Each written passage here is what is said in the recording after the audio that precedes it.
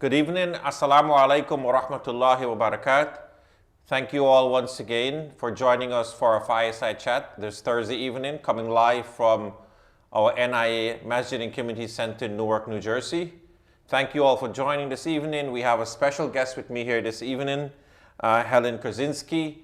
I'll introduce you and give her her background tonight. We have a very interesting topic tonight, talking about faith and the challenges post-COVID. And it's interesting that we sit here today. It's almost 1 year ago that we all reclined back to our homes and work from home, and the masjid was closed, and most of us, our lives changed. I think all of us, our lives changed.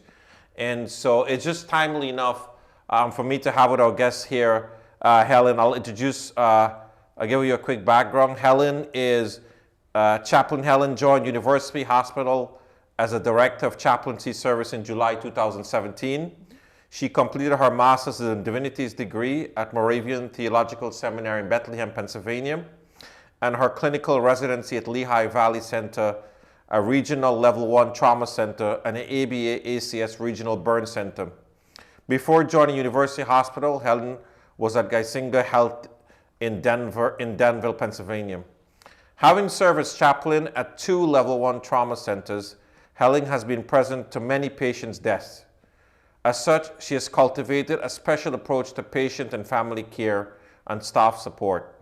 Her special interests lie in the development of practical approaches that can effectively support the spiritual resiliency of staff while simultaneously nurturing a sacred experience of patients and their families at their time of death and difficulty. And welcome. Thank you so much for joining us. It's a pleasure having you this evening.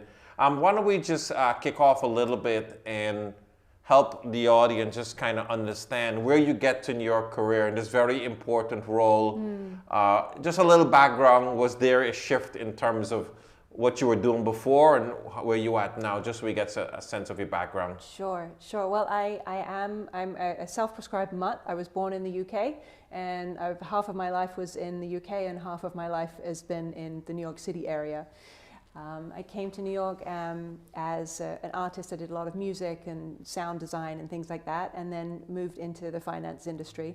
Worked for ING for many years. Okay. Banking, we got something in common. Exactly, but some banking in common. But always had a calling an inner calling to work with people who were dying and families and to support. And it was a little obscure to me because I didn't really know how that fitted into life and into my world, but the calling became stronger. And as my own spiritual practice, I've been studying Buddhism for just over a decade. Yep. And as that became, the two came together, and it became more and more clear that chaplaincy was my calling. And I went to seminary and started to train to be a chaplain. When did you make that switch in your life? Like a couple of years ago, a long time ago? No, around 2015, I want to say. Okay, so that's late. That's not too long ago. No, actually, no, a little bit more. When did I graduated then? So it would have been 2012, I think. Okay. 2012, yeah. Around there, because seminary is a few years, and then you have residency for a while, and yeah. So, but it was this, throughout that whole experience, there was just this clear calling. I remember many times I would drive, because I lived in New Jersey the whole time, I would drive to seminary, and I would try to imagine myself in another career. So I'd be like, I'm going back to school for like 4 or 5 more years. There must be something else that I would try to imagine myself, and then I'd be, no, I would always keep coming back to chaplaincy. It's really just where my heart was. Yeah. And how did you end up at University Hospital? I mean, it's glad to have you in our community. We consider that, Newark our community. Yes. So how did you end up here? I guess a rising of circumstances that came together for me. I was looking for work at that time. They were looking for a manager for the department. I was fortunate enough that they were able to, when they were interviewing, say, okay, we see that you have all of this experience before seminary in the finance sector, and you have the faith experience, and they brought this. I had good mentors. They brought that together so that I was able to run and lead that department. I remember very clearly when I came to the interview, and I interviewed at many different places for different things, and I drove onto the parking lot. It was pouring rain, kind of like tonight. Kind of like tonight. It really was, pouring rain, and I drove into the car park, and I just had, it was this mixed feeling of, I'm home, and then, oh, I really hope I get this. It's like, I know I'm home, and then that feeling of, oh, I really hope I get this. All right, so let's get to the meat of the conversation now that we warmed up. A year ago, this career that you joined into, you ran into the perfect storm. You know, frontline workers at the hospital, trauma, patients, families, co-workers, friends struggling with sickness, death, your own, you know, life and your family. Reflect back a year ago. Tell me, like, I can't imagine what it's like. What was it like on the floor in the hospital during those times? And give me a perspective from the frontline worker and then from the families. Sure. So I think that most of us, there wasn't a day, there wasn't a start. It just grew. And so this idea of a 1-year anniversary is a little nebulous because the date, it wasn't all of a sudden things changed. Right. Nothing was linear about this process. Right. So there was an awful lot of, we're preparing.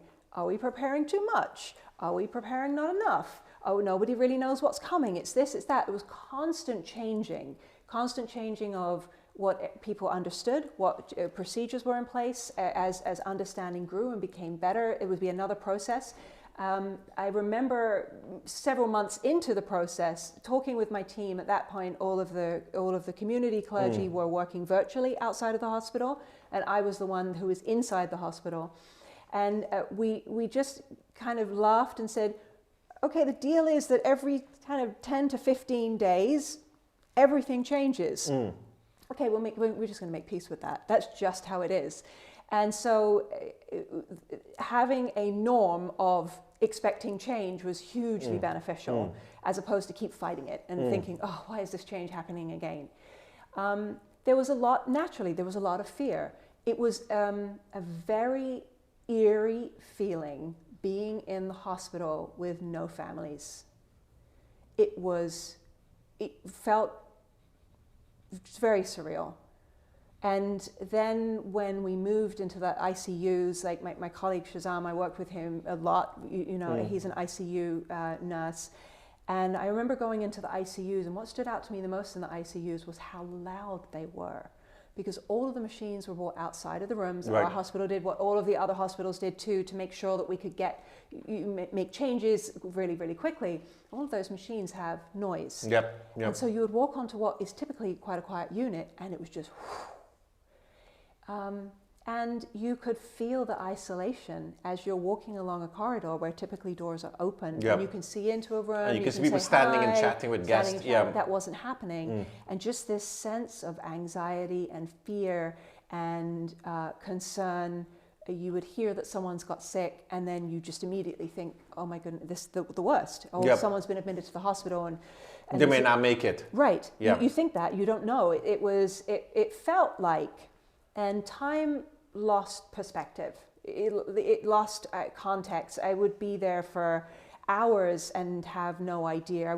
Sometimes I wouldn't even know what day it was. I mean, I'm not alone. Every single one of us were just utterly exhausted, and you just kept going.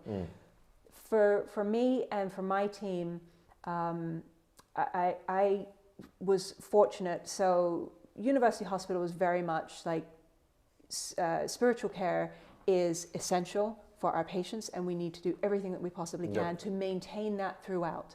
I was able to work very closely with our community clergy and with our extended clergy to support ministry, to provide ministry in unique different ways. All of us had to adapt in different ways. But one of the things that we did that was a little bit different is a lot of the hospitals did this kind of what I call like cameras in faces, where patients were very, very sick and they would bring a camera and put it in their face. And our team came together and we created longer virtual family visits so the family could be with them and pray together. Do you think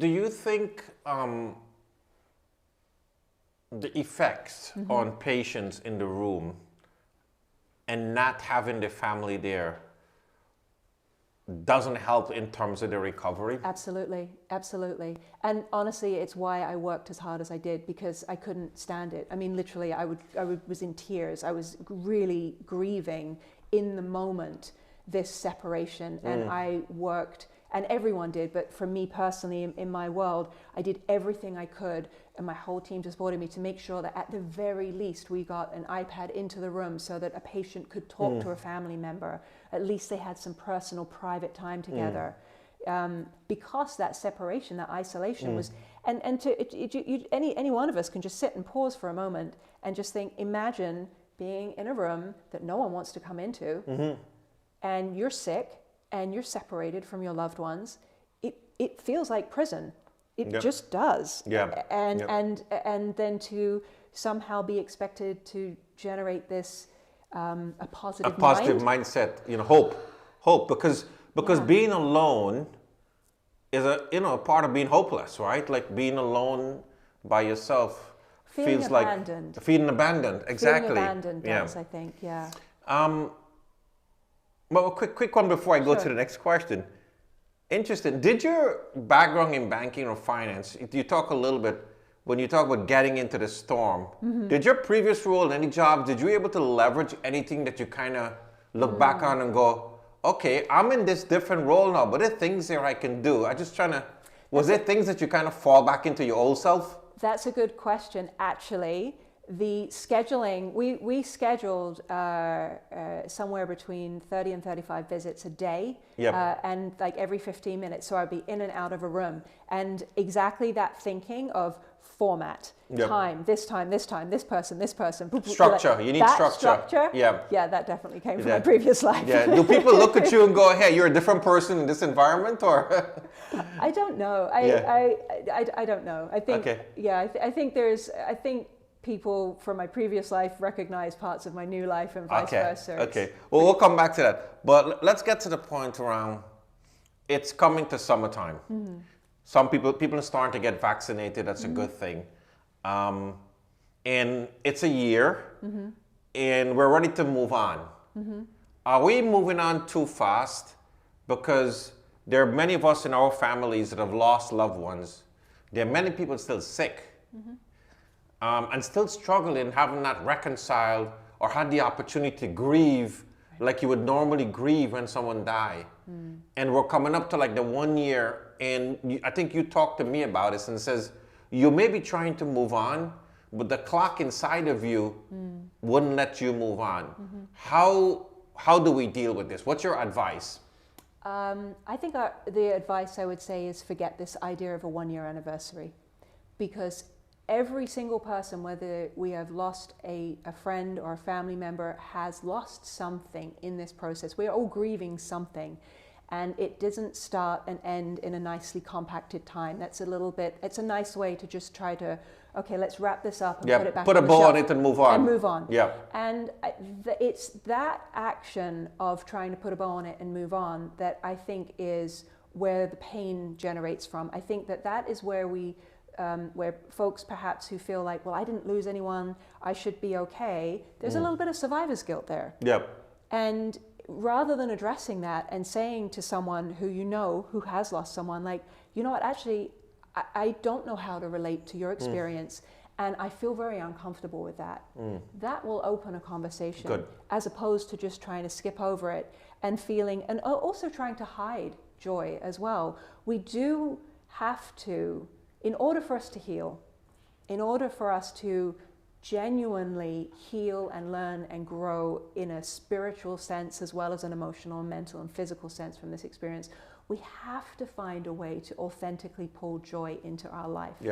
And we are not taking joy away from someone else if we are celebrating it in our own life. And we can do it skillfully, but we can also do it with kindness and with gentleness and with the recognition that others are hurting. But by reaching out and talking to someone and just saying and being honest, authentic. How you doing? How you feeling? How you doing? And also just sometimes we just don't know how someone says, I have no idea how you are even functioning. 1 second. So if we're taking questions. If you're listening to the chat and you have a question for Helen, please pose your question in the chat, and we'll take your questions as soon as you have a question.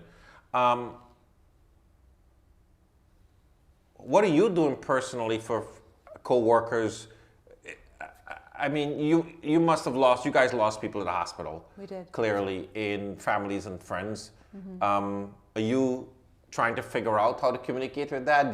Do you struggle to ask how you're doing or how the conversation would go?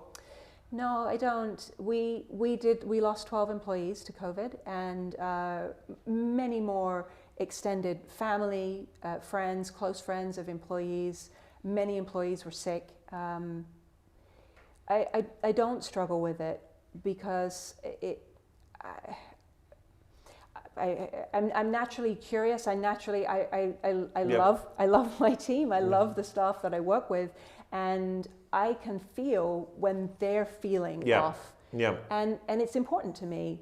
And I also find that it's a funny thing, and this is really where whatever our spiritual backgrounds are, whatever our faith backgrounds are, we all have ways in which to draw upon this. Yep. The fact of the matter is that when we are really engaged in compassionate listening, when we're really listening to someone, when we really care about someone, when we're being kind, like we know it in ourselves, when we're being kind, we actually feel better afterwards. Yeah. And so I find that I'm fortunate that when I'm a better person, I feel better. Are you saying that caring for others is actually good for you? I am. That's exactly what I'm saying. And good for you in a sense that your own therapy for your own self, your own well-being, your own mental, metaphysical self, it helps you. Yeah. I mean, obviously, all of these things can get taken to an extreme. And if you are overextending and you're helping others in order to feel better. Yeah, then, right. You know, I'm not talking about that. Right, I'm talking about wisdom. We have to navigate it wisely. The human side of it. Exactly. Yeah. But that feeling, it's that that back and forth where you've gotten to help someone and that person in that moment is helping you too. And when you're open to that, when you're open to the blessings that you receive from that encounter, when you're open to just the fortune that you have, it's a privilege to be able to be there for someone. It's profoundly moving and it's impactful and it helps me, I should say at least, it helps me to feel connected to my bigger purpose and make meaning out of very challenging situations. And I think many of us who are listening, I think there's a lesson in this, in that we all are fortunate in some way, shape or form to have received bounties in a way and blessings that we can reach out and help somebody. And I think this is a great example of you highlighting how it's really important for yourself that giving to others doesn't really take away from you. No. You know, that's an important thing, right? Other signs that you're seeing for people who are still struggling from sickness, from the stress of, school at home. Many people lost their jobs. Many people struggling just to survive. What are signs that we should be looking for stress? And if people are listening as well, if you know someone who's struggling, what should they do? What should we do if we see people struggling? And if there are others who are struggling, what should they do? Right. I think we should, first of all, recognize that everyone is struggling right now. Every single one of us has a challenge, and on some days it is more than others. Yeah. And so some of us may have, on the outside, very big challenges that on a particular day, we're managing. We've got it. Everything is in alignment. This is a big challenge, but I can handle it. And on other days, not. And the same is true when there's smaller challenges. I think it really goes back to this idea of recognizing that the role that we play in one another's lives is very important. So it does matter when you pay attention to another person. It does matter that you pay attention to another person and how you engage with them. So if you are friends with someone and you see that they are behaving differently or they're speaking differently or that their values have shifted in a way, they're the signs. They're the signs to look for. You know that person. And to have the courage to gently reach out and with kindness and sit with that person and just be there for them and let them reveal to you what it is that they are struggling with, and together to really listen and offer support, but offer it in a productive way. The empty promise is I'm here for you no matter what you need. Yeah. Okay, you know, a more productive way is to say, you don't seem to be eating very well at the moment. I know how much you like this dish. Let's go. Please let me make it for you. Right. Because you've identified it, something. And it's specific. And it's specific, yes. But you've still given the person an opportunity to say no. You know, you haven't forced it. So don't be that open-ended thing. It's not really adding value. It's not adding. And it doesn't feel authentic sometimes. Exactly. Yep. Because you haven't looked closely enough to see where the challenges are. You see? Yep. And so it's not specific and helpful. Yeah. So personally, right, looking back now, I can tell from the conversation, you're a very reflective person, obviously, in your role. What have you learned from this whole experience, right? I mean, actually, you know, to begin, you talked a little bit about, I changed this career. I don't know what it's going to be like to be in this position. I go to school, I get graduate, I still don't know what it's like. Well, no, you do know what it's like, right? So looking back now, how have this affected you personally? Positively, but also I'm sure there's some scars there as well. And what lessons you take away from this? It was very hard. I learned that emotional burnout is a thing. Physical burnout is a thing. You know, I consider myself as someone who can work hard and really accomplish a lot. And when you are exhausted by that and really cannot go on, I mean, at some point I started having these massive migraines and was thinking like there's something wrong with my brain and thinking, hold on a second, Helen. There's nothing wrong with your brain. You're under extreme stress. You need to take some time off, which I did. And I remember I took, I think it was August time, I took 2 weeks off. And ever the overachiever, I was like, I'm going to take a few days, I'm going to relax, I'm going to chill, because I can usually reboot myself quite quickly. Take a few days off, relax and chill, and I'm going to do this, I'm going to do this. And I think I was at like day 12, and I was like, I haven't done a single thing, and was really recognized, wow, it's really taken me this long to recoup. For someone who can typically recoup over a weekend after a very stressful week. So I think in those moments I started to recognize the weight of the experience. Right. And because the adrenaline that you're going with, there's a certain amount of adrenaline you're going with, and then you stop, and all of a sudden, it just feels like, to me, when you stop, I know what you're saying, because I felt that way in November as well. It feels like you go and but you don't realize until you stop, and then you're actually more exhausted. Yeah, exactly. So when did that hit? In December? August? No, August. Right. August, yeah. And since then, it's constantly, I bring it back to my practice. This is a spiritual practice. And every time that I feel exacerbated, or I can't believe this is happening, or frustrated, or tired, or just, I keep bringing it back to, this is my spiritual practice, my hospital, my community, this is my space. And I have to personally put my teachings and my faith, that's it. Focus. Focus. It's the rubber hits the road. Like, this is the place where these things come together. I cannot have an idea that my faith practice is separate from my work, from my family, from my friends, it has to be. And that is what I found sustained me through the good times. And if I let that slip, that's when I would become more run down. And so for me, what the lessons I learned from that is,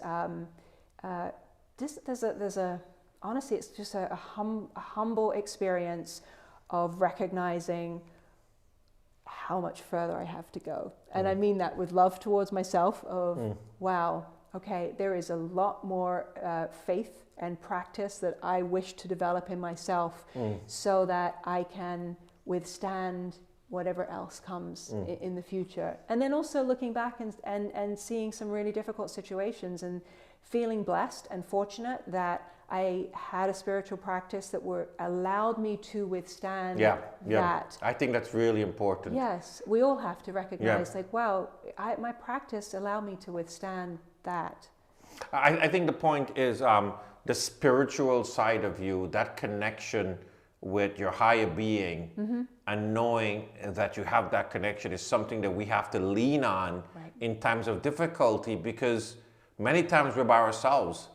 And that is what we depend on. I think we may have a question. Let me just take one of those. Yes, so we have a question that says, what is a gentle startup example to bring up with someone who is struggling, especially because many people are very private or shy to admit that they are struggling?